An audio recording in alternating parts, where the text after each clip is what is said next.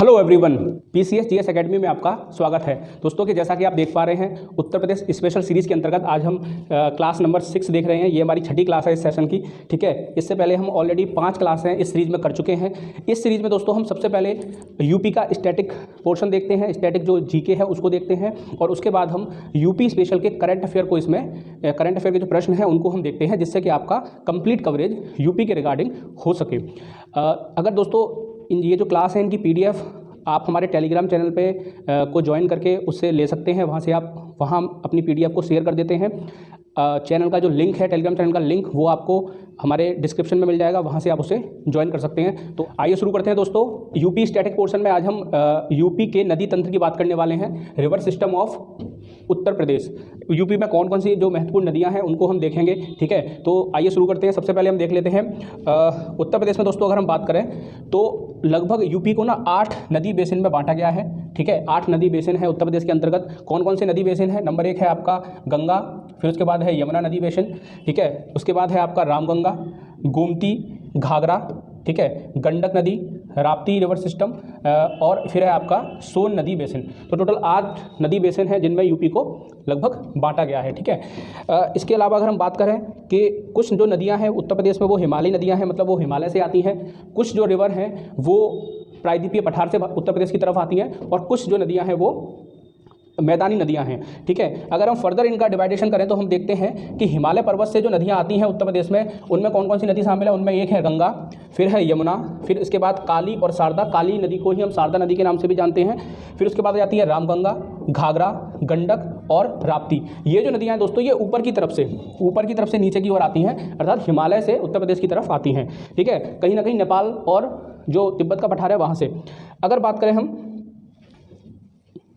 इसके बाद अगर हम देखें उत्तर प्रदेश में प्रायद्वीपीय पठार से जो आने वाली नदियां हैं उनमें कौन कौन सी नदी शामिल है? उनमें देखिए एक है चंबल जो मध्य प्रदेश से आती है, बेतवा ये भी एमपी से आती है, और केन नदी और टोंस नदी। ये 4 नदियां जो हैं वो प्रायद्वीपीय पठार से उत्तर प्रदेश की तरफ आती हैं। अगर बात करें उत्तर प्रदेश की मैदानी नदियों की तो ये मैदानी नदियाँ कौन कौन सी हैं? एक है आपकी गोमती, ठीक है, और एक है आपकी सई नदी, ठीक है। सही एक बहुत छोटी नदी है जो गोमती की सहायक नदी है। अभी हम इन सभी नदियों को, इन सभी रिवर्स को डिटेल में जानेंगे, एक एक करके इन सबके बारे में हम जानेंगे, जिससे कि आपकी कंप्लीट जो नॉलेज है वो आप तक पहुंचाई जा सके, ठीक है। तो सबसे पहले दोस्तों हम बात कर लेते हैं गंगा नदी की। ये आप देख सकते हैं गंगा नदी यूपी की सबसे बड़ी नदी है गंगा नदी, ठीक है। अगर बात करें टोटल गंगा नदी जहाँ से निकलती है और जहाँ पे गिरती है वहाँ से लेके एंड तक उसकी जो लंबाई है वो लगभग 2525 किलोमीटर है। कितनी है? 2525 किलोमीटर, ठीक है। 2525 ये किलोमीटर में है। लेकिन अगर हम बात करें कि यूपी में इस नदी की लंबाई कितनी है, तो यूपी में इस नदी की लंबाई क्या हो जाती है? 1450 किलोमीटर, ठीक है। आप यहाँ देख सकते हैं उत्तर प्रदेश की सबसे लंबी नदी है ये, ठीक है। अगर गंगा नदी के बारे में और थोड़ी सी अगर बात करें दोस्तों, तो गंगा नदी जो है वो सबसे ज़्यादा जो उसका बहाव है, जो लंबाई है, वो यूपी में ही है, ठीक है, 1450 किलोमीटर, ठीक है। अगर बात करें कि गंगा नदी जो है वो कहाँ से आती है निकल के, इसके बारे में अगर थोड़ी सी इन्फॉर्मेशन मैं आपको दे दूँ यहाँ पे, तो आपने एक देखा होगा गंगोत्री।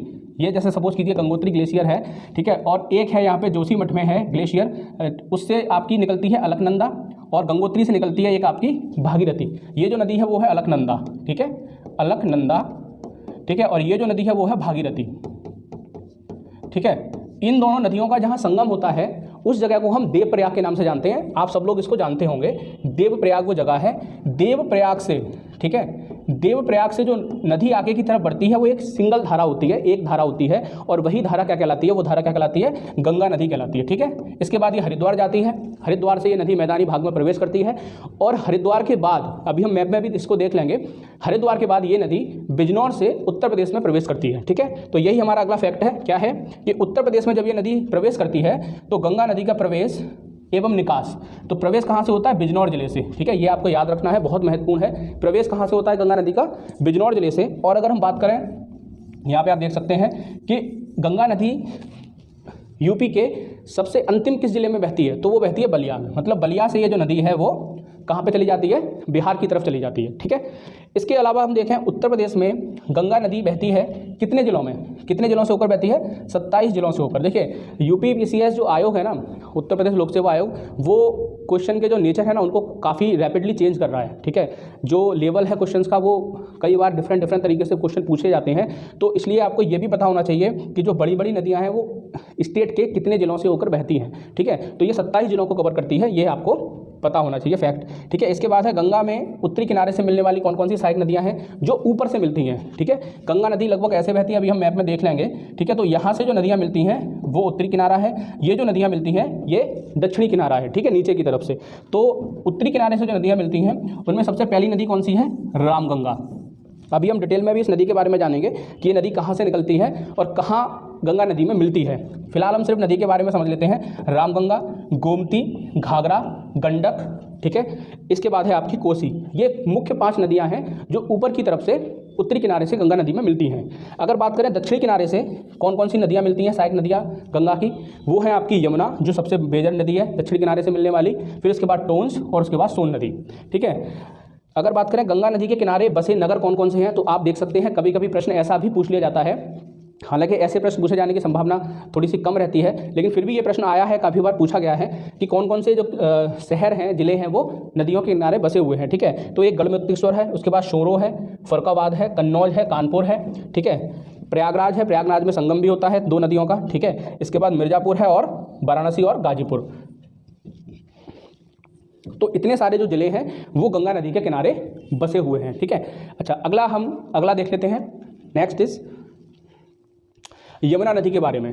ठीक है, गंगा नदी के बारे में लगभग सारी इन्फॉर्मेशन आपको दे दी गई है। अब बात करते हैं यमुना नदी के बारे में। इसका जो उद्गम होता है ये कहाँ से निकलती है? बंदरपूंछ से। बंदरपूंछ कहाँ पे है? उत्तराखंड में। ठीक है, तो उत्तराखंड में निकलती है ये। ठीक है, और यमुनोत्री ग्लेशियर से निकलती है। बंदरपूंछ जगह पे कौन सा है? यमुनोत्री ग्लेशियर है, वहाँ से इसका ये उद्गम होता है इसका, इस नदी का, यमुना का। उत्तर प्रदेश के 20 जिलों से होकर बहती है। अगर बात करें कि उत्तर प्रदेश में इस नदी का प्रवेश कहाँ से होता है, तो वो सहारनपुर से होता है। कहाँ से होता है? सहारनपुर से। ठीक है, जहाँ गंगा नदी बिजनौर से प्रवेश करती है उत्तर प्रदेश में, वहीं यमुना नदी सहारनपुर से प्रवेश करती है। इसकी जो सहायक नदी है वो है हिंडन, सिंध, चंबल, केन, बेतवा आदि। देखिए, चंबल, केन, बेतवा ये 3 मेजर नदियाँ हैं जो प्रायद्वीपीय पठार से उत्तर प्रदेश की तरफ आती हैं। और ये तीनों नदियाँ गंगा में नहीं मिलती। ये तीनों नदियाँ किसकी सहायक हैं? यमुना नदी की सहायक नदी हैं। ठीक है, हमें ये याद रखना है। अगर बात करें कौन कौन से जिले हैं जो यमुना नदी के किनारे बसे हुए हैं, तो उसमें सबसे पहला है मथुरा, फिर वृंदावन, उसके बाद आगरा, फिरोजाबाद, इटावा, हमीरपुर आदि यमुना के किनारे बसे हुए जिले हैं। ठीक है, अगर बात की जाए यमुना नदी प्रयागराज में गंगा नदी से मिल जाती है। आप सभी को पता होगा कि यमुना नदी का जो मिलन है गंगा से वो इलाहाबाद, जिसे हम प्रयागराज के नाम से जानते हैं, वहाँ होता है और वो एक संगम नगरी कहलाती है। ठीक है, इन्हीं नदियों की मिलन की वजह से, संगम की वजह से ये संगम नगरी कहलाती है। इसके बाद हम देख लेते हैं दोस्तों रामगंगा। उद्गम इसका पौड़ी गढ़वाल से होता है और कालागढ़ बिजनौर से मैदानी भाग में प्रवेश करती है, यानी कि उत्तर प्रदेश में आती है, एवं कन्नौज के निकट गंगा नदी में ये मिल जाती है। ठीक है, कौन सी? रामगंगा। इसके बारे में अगर और थोड़ी सी इन्फॉर्मेशन देखें तो रामगंगा नदी उत्तराखंड के जिम कॉर्बेट नेशनल पार्क, जो कि उत्तराखंड का बहुत फेमस नेशनल पार्क है, उस पार्क के बीचों बीच से होकर बहती है। ठीक है, इसके बाद है आपकी गोमती नदी। दोस्तों, हमने बात की थी कि गोमती नदी और सई नदी, ये जो 2 नदियाँ हैं ये मैदानी नदियाँ हैं। तो गोमती नदी क्या है? गोमती नदी का उद्गम कहाँ से होता है? पीलीभीत जिले से होता है। पीलीभीत जिले में एक फुलहर झील है, वहाँ से इसका उद्गम होता है और कैथी के निकट गाजीपुर में, ठीक है, ये गंगा नदी में मिल जाती है या समाहित हो जाती है। ठीक है, यह एकमात्र नदी है जिसका उद्गम मैदानी भाग से होता है। ठीक है, सई नदी जो है, सई नदी का जो उद्गम है वो ऊपर की तरफ से सई नदी आती है और गोमती की सहायक नदी है वो। ठीक है, लेकिन गंगा नदी की ये एकमात्र सहायक नदी है जिसका उद्गम मैदानी भाग से होता है। तो ये अंतर आपको समझना है। ठीक है, लखनऊ, सुल्तानपुर एवं जौनपुर 3 महत्वपूर्ण जिले हैं उत्तर प्रदेश के जो गोमती नदी के किनारे बसे हुए हैं। ठीक है, अगला हम देखेंगे, नेक्स्ट है शारदा नदी। ठीक है, जिसे हम काली नदी के नाम से भी जानते हैं। उद्गम इसका कुमाऊं हिमालय, ठीक है, कुमाऊं हिमालय में एक मिलाप ग्लेशियर है, वहाँ से होता है, आप देख सकते हैं यहाँ पे। ठीक है, और पीलीभीत जिले में, मतलब पीलीभीत जो जिला है उससे उत्तर प्रदेश में ये प्रवेश करती है। ठीक है, सीतापुर में घाघरा नदी में समाहित हो जाती है। याद रखना है दोस्तों, शारदा और काली नदी जो है ना, वो गंगा की सहायक नदी नहीं है, वो घाघरा नदी में मिल जाती है। ठीक है, ये आपको याद रखना है। अगर बात करें घाघरा नदी की, ठीक है, तो इसका उद्गम माप चाचुंगो ग्लेशियर से होता है जो कि तिब्बत में है, और देश में इसे सरयू नदी के नाम से भी जाना जाता है। सॉरी, यहाँ पे ये गलत हो गया है, प्रदेश आएगा, प्रदेश में, इसको मैं हटा देता हूँ,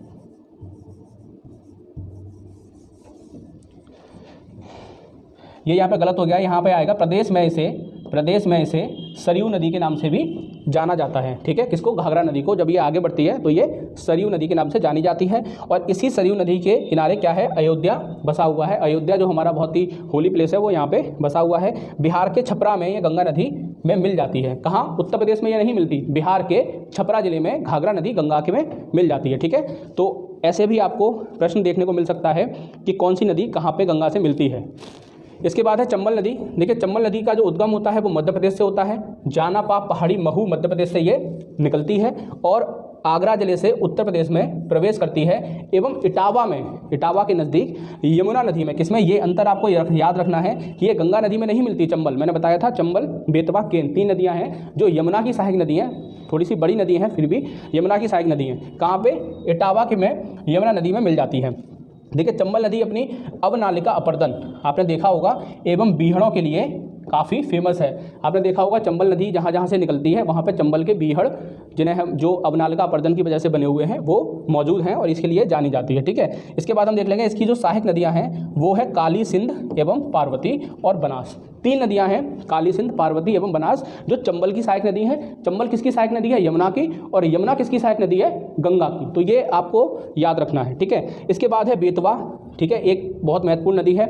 इसका उद्गम अगेन रायसेन मध्य प्रदेश से होता है, ठीक है। ललितपुर से ये उत्तर प्रदेश में प्रवेश करती है। देखिए मैंने सारी की सारी इन्फॉर्मेशन दे दी है आपको कि कौन सी नदी कहाँ से प्रवेश करती है, किस जिले से प्रवेश करती है और किस जिले में वो दूसरी किसी नदी में मिल जाती है, ठीक है। तो ये ललितपुर से प्रवेश करती है, ठीक है, एवं झांसी, औरैया, जालौन होते हुए हमीरपुर में, कहाँ पे, हमीरपुर में यमुना नदी में मिल जाती है, ठीक है। चंबल कहाँ मिलती है, चंबल मिलती है आपकी इटावा के पास यमुना में, ये मिलती है हमीरपुर के पास, ठीक है, यमुना नदी में। और जो अगली है दोस्तों आपकी केन नदी, ठीक है, इसका उद्गम कहाँ से होता है, कैमूर की पहाड़ियों से। अगेन ये एमपी से निकलती है। इसे कर्णवती उपनाम से भी जाना जाता है। तो अगर प्रश्न आ जाए कि कौन सी नदी को निम्नलिखित में से कौन सी रिवर को कर्णवती के नाम से जाना जाता है तो आपको ये याद रखना है, टिक करना है। केन नदी उत्तर प्रदेश में बांदा जिले से प्रवेश करती है। देखिए ये थोड़ा स्पेशल है, केन नदी का बांदा जिले से प्रवेश करती है और एवं बांदा जिले के बोझहा नामक स्थान पर ये यमुना नदी में मिल जाती है। मतलब बांदा जिले से ही प्रवेश करती है और बांदा जिले में ही एक जो दूसरा स्थान है बोझहा, वहाँ पे ये यमुना में मिल जाती है। इसके बाद आती है दोस्तों सोन नदी।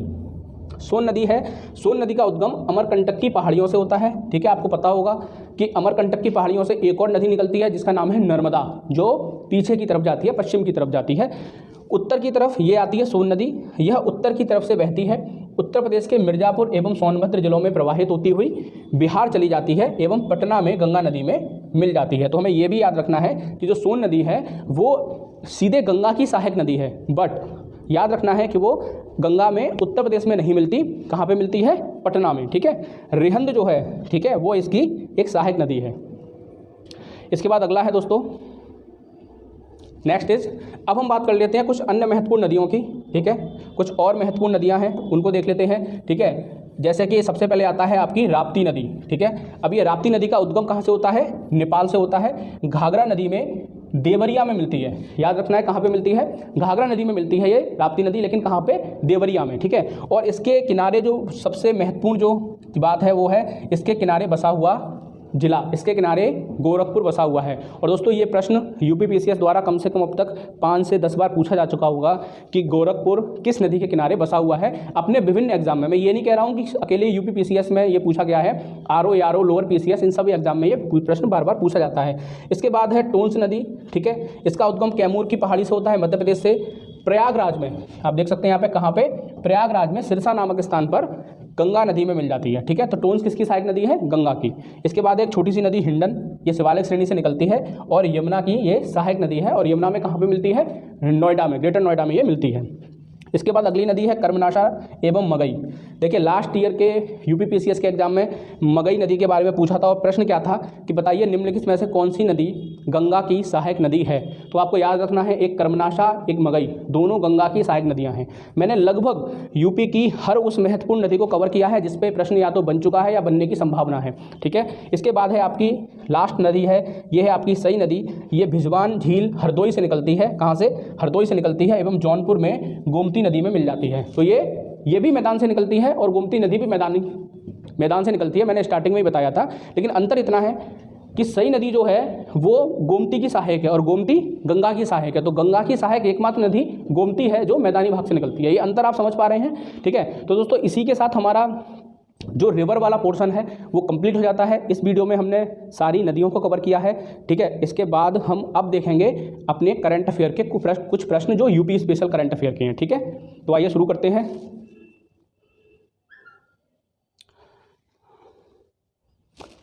दोस्तों ये हमारा मैप है। मैप में आप देख सकते हैं जो हमने अभी पढ़ा कि जैसे कि यमुना नदी है, ये आपकी कहाँ से निकलती है, ये देखिए ये आपकी सहारनपुर से निकलती है, ठीक है। गंगा नदी है, ये बिजनौर से आती है आपकी, ठीक है। फिर ये रामगंगा नदी है, ये भी आपकी बिजनौर से आती है, ये आपकी देखिए बिजनौर से आती है ये, ठीक है। फिर मुरादाबाद होते हुए आगे जाती है। अगर बात करें यमुना की तो यमुना ये है चंबल, ये यमुना में मिल जा रही है यहाँ पे, ठीक है, इटावा के पास, ठीक है। ये आपकी बेतवा रिवर है, देखिए बेतवा रिवर आपकी हमीरपुर में मिल जा रही है, ठीक है। फिर ये केन है, ठीक है, बांदा में मिल जाती है केन नदी। तो इस तरह आप देख सकते हैं। अगर मैं बात करूँ गंगा नदी की तो देखिए गंगा नदी का पाथ कुछ इस तरह से है और ये बलिया से होते हुए बिहार चली जाती है, ठीक है। इसके बाद ये सोन नदी है नीचे, ये रही आपकी सोन नदी। तो इतनी सारी ये नदियाँ हैं जिन्हें आप मैप में भी देख सकते हैं। इसके बाद हम करंट अफेयर के कुछ प्रश्न देखेंगे अपने हर बार की तरह। तो ये करंट अफेयर के कुछ प्रश्न देख लेते हैं। आज का करंट अफेयर का प्रश्न है जो कि यूपी स्पेशल करंट अफेयर है। दोस्तों मैं आपको बता दूं, वैसे अगर आप फॉलो करते होंगे तो जानते होंगे, युवा पर्यटन क्लब, कलर चेंज कर लेते हैं, ठीक है, ओके। नाउ युवा पर्यटन क्लब राज्य के कितने जिलों में स्थापित किए जाएंगे? तो दोस्तों ऑप्शन है 25 जिले, 50 जिले, 75 जिले या ऑप्शन डी उपरोक्त में से कोई नहीं। तो दोस्तों इसका आंसर मैं आपको बता दूं, सबसे पहले इसका आंसर हो जाएगा सी, 75 जिले। हाल ही में सीबीएसई द्वारा सभी माध्यमिक जो स्कूल होते हैं ना, उन सभी स्कूलों में ये युवा पर्यटन क्लब स्थापित करने की एक योजना बनाई गई है। इस युवा पर्यटन क्लब को स्थापित करने के पीछे जो उनका उद्देश्य है वो है पर्यटन की जो गतिविधियां हैं उनको बढ़ावा देना। तो इसीलिए इस प्रश्न को डाला गया है। उत्तर प्रदेश के सभी 75 जिलों में इनकी स्थापना की जाएगी, ठीक है। इसके बाद अगला प्रश्न हम देख लेते हैं। नेक्स्ट प्रश्न है, हाल ही में खबरों में रहा मिशन निरामया, ठीक है, ये मिशन निरामया किस क्षेत्र की गतिविधि से जुड़ा हुआ है, ठीक है। तो ऑप्शन है आपके महिला सशक्तिकरण, बी बुजुर्गों की देखभाल, सी पैरामेडिकल संस्थान में गुणवत्तापूर्ण शिक्षा और ऑप्शन डी है इनमें से कोई नहीं। तो दोस्तों इसका आंसर जो जाएगा वो हो जाएगा ऑप्शन सी, ठीक है। पैरामेडिकल जो संस्थान है उनमें गुणवत्तापूर्ण शिक्षा को बढ़ावा देने के लिए ये मिशन निरामया शुरू किया गया है और अभी हाल में 12 संस्थानों में इसको स्थापित किया जाएगा, ठीक है। इसको बनाया मतलब शुरू किया जाएगा 12 संस्थानों में और ये हमारे जो सीएम है राज्य के श्री योगी आदित्यनाथ जी, उनका ड्रीम प्रोजेक्ट है, ठीक है। तो ये भी हमें याद रखना है। अगला प्रश्न देख लेते हैं। नेक्स्ट प्रश्न है दोस्तों, अंतर्राष्ट्रीय मार्शल आर्ट चैंपियनशिप में भाग लेने वाले खिलाड़ी रेहान किस जिले से संबंधित हैं? तो सबसे पहले हम ऑप्शन देख लेते हैं। ऑप्शन है आपके सिद्धार्थनगर, बी बलिया, सी प्रतापगढ़, डी गोरखपुर। दोस्तों इसका आंसर हम देख लेते हैं। आंसर हो जाएगा ए सिद्धार्थनगर। जो ये रेहान है इनका पूरा नाम है रेहान रिजवी, ओके। और ये एक मार्शल आर्ट खिलाड़ी हैं, ठीक है। और कहाँ से आते हैं? सिद्धार्थनगर से आते हैं। हाल ही में अंतर्राष्ट्रीय मार्शल आर्ट चैंपियनशिप नेपाल में आयोजित की गई थी। कहाँ पे आयोजित की गई थी? नेपाल में, ठीक है। उसका आयोजन हुआ था सितंबर में और उसमें इन्होंने उत्तर प्रदेश की तरफ से पार्टिसिपेट किया था, ठीक है। तो ये प्रश्न महत्वपूर्ण हो जाता है, एग्जाम में इसके पूछे जाने की संभावना बन जाती है। अगला प्रश्न देखेंगे, ये बहुत महत्वपूर्ण प्रश्न है दोस्तों, आपको याद रखना है। Emerging player of the year का अवार्ड जीतने वाली मुमताज़ खान किस खेल से जुड़ी हैं? ऑप्शन है आपके क्रिकेट, हॉकी, बैडमिंटन या फिर रेसलिंग। इसका आंसर हो जाएगा दोस्तों बी हॉकी। जो मुमताज़ खान है वो एक हॉकी प्लेयर हैं और अभी FIH विश्व हॉकी संघ द्वारा इनको emerging player of the year का अवार्ड दिया गया है और ये काफ़ी बड़ी बात है।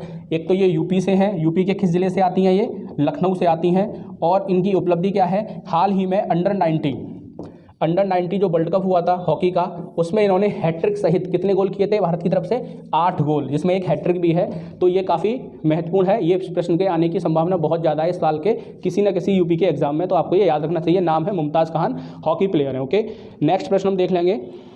नेक्स्ट प्रश्न है, इंडिया वाटर वीक का आयोजन उत्तर प्रदेश में कहाँ किया गया? तो ऑप्शन है लखनऊ, वाराणसी, ग्रेटर नोएडा, गाजियाबाद। दोस्तों इसका आंसर क्या हो जाएगा? इसका आंसर हो जाएगा सी ग्रेटर नोएडा, ओके। इसका आंसर है ग्रेटर नोएडा। जो हमारी राष्ट्रपति हैं द्रौपदी मुर्मू जी, उनके द्वारा इसका शुभारंभ किया गया था, ठीक है। और भारत जल सप्ताह इसका नाम है, हिंदी में भारत जल सप्ताह। और ये जो बनाया गया था दोस्तों, ये ग्रेटर नोएडा में बनाया गया था और इसका ये 7th एडिशन था। कितना था? 7वां संस्करण था ये इसका, ठीक है। पहली बार इसको 2012 में मनाना शुरू किया गया था, ठीक है, इसका आयोजन करना शुरू किया गया था। और जो इस साल की जो थीम थी ये बहुत महत्वपूर्ण है, थीम आपको याद कर लेनी है। थीम है इसकी seeing the unseen, seeing the unseen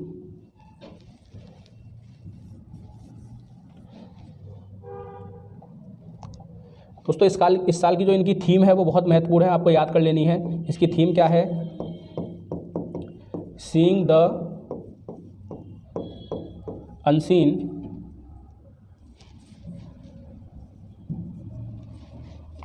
ये यहाँ पे आ जाएगा unseen, the value of water, value of water, ठीक है। तो ये इसकी थीम है, ठीक है, जो जल सप्ताह मनाया गया था, इंडिया वाटर वीक, तो आपको इसको याद करना है, ये महत्वपूर्ण है, आने की संभावना है। अगला प्रश्न हम देख लेंगे दोस्तों। अगला प्रश्न है हमारा Indian road Congress, Indian road Congress का कौन सा 81वां अधिवेशन कहाँ आयोजित किया गया? तो ऑप्शन है इसके रायबरेली, गाजियाबाद, मुरादाबाद या फिर लखनऊ। तो दोस्तों इसका आंसर क्या हो जाएगा? इसका आंसर हो जाएगा डी, लखनऊ, ठीक है। लखनऊ में ये जो इंडियन रोड कांग्रेस है, ठीक है, तो इसका आयोजन किया गया था, IRC इसका नाम है, ठीक है। और ये IRC का कितनावा था? 81वां अधिवेशन था। अगर हम बात करें यूपी की, तो यूपी में ये 5वां था। कौन सा था? 5वां। इससे पहले 4 यूपी में आयोजित हो चुके हैं। और इसमें दोस्तों लगभग 1500 विदेशी लोगों ने इसमें पार्टिसिपेट किया था, फॉरेनर ने भी पार्टिसिपेट किया था, ओके। और 4 दिन तक ये चला था, 4 दिन तक ये चला था, ठीक है। तो ये सभी चीज़ें आपको याद रखनी है, कुछ भी पूछा सकता है। और अगर बात करें कि अंतिम बार यूपी में कब हुआ था, तो 2011 में जो लास्ट चौथा रोड कांग्रेस है, मतलब यूपी का चौथा जो रोड कांग्रेस है वो आयोजित किया गया था। और ये यूपी का कितनावा था? 5वां, ठीक है। टोटल ये नंबर कितना था? 81वां था, ठीक है। तो ये आपको सारी इन्फॉर्मेशन दे दी। अगला प्रश्न दोस्तों हम देख लेते हैं। अगला प्रश्न दोस्तों, उत्तर प्रदेश में भालू संरक्षण केंद्र कहाँ पर स्थित है? ऑप्शन है इसके ए लखनऊ, बी आगरा, सी वाराणसी और डी गाजियाबाद। तो दोस्तों इसका आंसर हो जाएगा बी आगरा। दोस्तों भालू संरक्षण केंद्र जो है ये इसलिए इस बार न्यूज़ में था, अभी हाल में ये न्यूज़ में था, क्योंकि यहाँ पे स्लॉथ बियर डे, ठीक है, स्लॉथ बियर डे मनाया गया था। और ये कहाँ पे? ये 12 अक्टूबर को मनाया गया था, 12 अक्टूबर 2022 को। और ये जो स्लॉथ बियर डे है दोस्तों, ये कहाँ पे मनाया गया था? भालू संरक्षण केंद्र में। और भालू संरक्षण केंद्र आगरा में कहाँ पे स्थित है? कीठम, कीठम आपने नाम आपको पता होगा, कीठम या कीथम, हम कुछ भी लिख सकते हैं। तो ये कीठम लेक है, ये कहाँ पे है? आगरा में, ये आगरा में है कीठम लेक। और ये एक रामसर साइट है, आपको याद रखना है, बहुत महत्वपूर्ण है, रामसर साइट है। और इसी रामसर साइट में ये भालू संरक्षण केंद्र मौजूद है। तो वहीं पे हमारा स्लॉथ बियर डे मनाया गया था। नेक्स्ट और अंतिम प्रश्न देख लेंगे दोस्तों हम आज की क्लास का। ये है हमारा पद्मश्री 2023 पुरस्कार पाने वाले दिलशाद हुसैन किस जिले से संबंधित हैं? तो दोस्तों पहले हम ऑप्शन देख लेते हैं, मुरादाबाद, गाजियाबाद, सहारनपुर या फिर डी कानपुर। इसका आंसर हो जाएगा दोस्तों, इसका आंसर क्या हो जाएगा? इसका आंसर हो जाएगा ए मुरादाबाद। दोस्तों अभी हाल में जैसा कि आपको पता होगा उत्तर प्रदेश के हिस्से में 8 पद्म पुरस्कार आए हैं। इन पद्म पुरस्कारों में एक तो पद्म विभूषण था, ठीक है, जो सपा संस्थापक श्री मुलायम सिंह यादव जी को मिला है मरणोपरांत पद्म विभूषण। और इसके अलावा 7 मिले हैं, वो है पद्मश्री। तो इन्हीं में से एक पद्मश्री अवार्ड दिलशाद हुसैन जी को मिला है। और ये इनको किस क्षेत्र में मिला है? ये इनको मिला है कला क्षेत्र में, ठीक है। ये आपको याद रखना है, काफ़ी महत्वपूर्ण है। जैसा कि आपको पता है मुरादाबाद को हम पीतल नगरी के नाम से जानते हैं। काफ़ी सारी इन्फॉर्मेशन इस अकेले क्वेश्चन से आपको मिल जाएंगी। पीतल नगरी के नाम से हम जानते हैं मुरादाबाद को। और ये जो दिलशाद हुसैन जी हैं, ये जो पीतल की जो नक्काशी होती है उसके मास्टर हैं वहाँ पे, ठीक है, पीतल की नक्काशी के मास्टर के नाम से वहाँ पे ये फेमस हैं। तो इनको इसीलिए ये पद्मश्री दिया गया है। तो दोस्तों आज हमने देखा, पहले हमने स्टैटिक पोर्शन और फिर हमने कुछ करंट अफेयर के प्रश्न किए हैं। इसी के साथ हम आज की क्लास को यहीं पे समाप्त करते हैं। नेक्स्ट क्लास में फिर से हम स्टैटिक पोर्शन और करंट अफेयर के प्रश्नों के साथ मिलेंगे। आज हमने स्टैटिक पोर्शन में जैसा कि आपने देखा हमने नदी तंत्र की बात की थी, यूपी के रिवर सिस्टम की बात कर दी थी। आगे की जो क्लासें होंगी उसमें हम नहर, झील आदि जो स्टैटिक पोर्शन है उनसे संबंधित क्लास लेकर आएंगे। तो आपको अगर इस जो क्लास है इसकी PDF आपको हमारे टेलीग्राम चैनल पे मिल जाएगी। आप टेलीग्राम चैनल को लिंक डिस्क्रिप्शन में जो लिंक है वहाँ से ज्वाइन कर सकते हैं और वहाँ से उस PDF को डाउनलोड कर सकते हैं। वहाँ पे हम PDF को शेयर कर देते हैं। ओके दोस्तों, वीडियो अच्छा लगे तो इसे लाइक करिए, चैनल को सब्सक्राइब करिए और जो भी आपके सजेशन है वो हमें कमेंट बॉक्स में ज़रूर बताइए, जिससे कि हम और इम्प्रूव कर सकें। ठीक है, थैंक यू सो मच दोस्तों, जय हिंद।